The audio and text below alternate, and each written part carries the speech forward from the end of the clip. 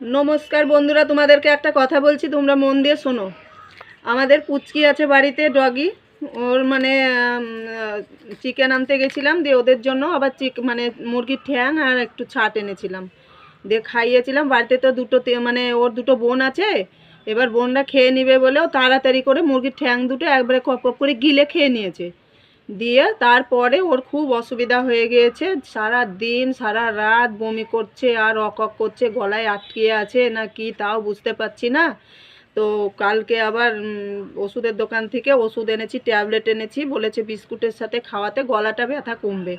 আর যদি না কমে তো ডাক্তারের কাছে ওকে নিয়ে যেতে বলেছে, তাও নিয়ে যেতে হবে। দেখি আগে এটা খেয়ে যদি কমে তো ভালো, না তো ডাক্তারের কাছে নিয়ে যাব। বিস্কুটের সাথে ওই ওষুধটা মিশিয়ে দিলাম পুচকিকে। পুচকি পা দিয়ে দেখছে যে আন্টি কি দিল।